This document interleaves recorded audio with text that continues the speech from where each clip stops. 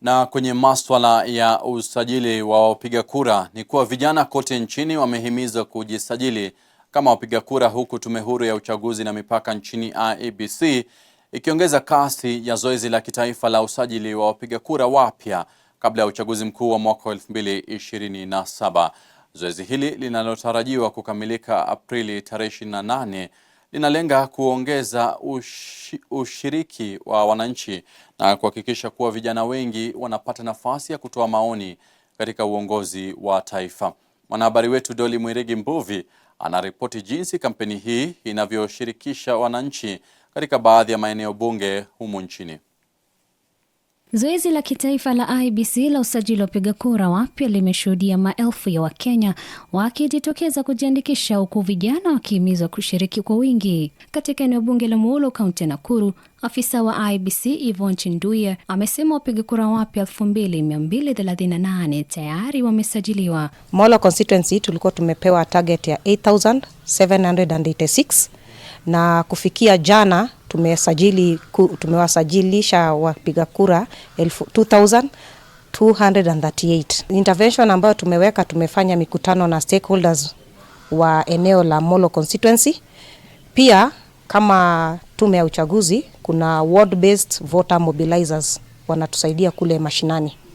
Molo constituency kufikia saizi tumeweza kutransfer watu 131. Wito wangu ni kwamba watu wajitokeze. Baadhi ya viongozi wa kaunti hiyo wametaka viongozi wa kizazi cha Gen Z kugeuza mijadala mitandaoni kwa vitendo halisi kwa kujisajili. Na nikiangalia mojawapo ya changamoto ambazo zinakumba wale ambao wanafanya hiyo exercise, wale ambao wanasajili, unakuta ya kwamba vijana wengi wetu hawajaweza kuchukua vitambulisho. Na hii inatokana na ile tangazo ambayo ilikuwa imetangazwa hapo awali mwaka jana ya kwamba kama unataka kuchukua kitambulisho lazima ulipe shilingi 1000.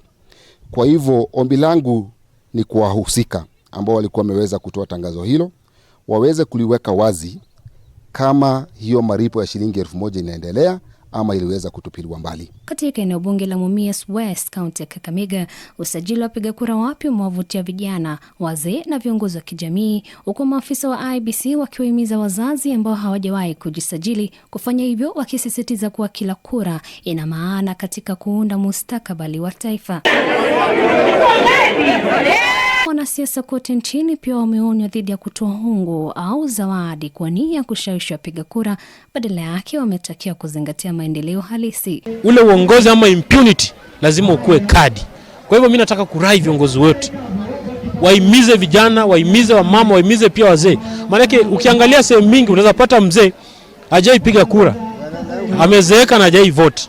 So tunaomba wale ambao wanatuangalia sahi waende waregister penye huko Kenya mzima, watu wajitokeze waregister. Tukaona kwamba pia itasaidia kuchangia kwamba sasa pia watu wapate nafasi ya kuregister, kama kuchukua kadi, wajiandae kwa mambo ya election ambayo inakuja. Kura yako ndio itabadilisha maisha yako, na ukikuwa kijana ushike kura, kwa sababu tunataka elimu mzuri, tunahitaji matibabu mazuri, na sisi kama vijana pia tunahitaji kazi. Na zoezi hili la usajili wa wapiga kura la mwezi mmoja likitarajiwa kukamilika tarehe 28 mwezi huu wa Aprili, IEBC inaendelea kuhimiza wananchi wote wanaostahiki kujisajili ili kuhakikisha ushiriki mkubwa katika uchaguzi mkuu ujao. Dolly Mwirigi Mbuvi, Dira ya Hope TV. Shukran Dolly Mwirigi Mbuvi.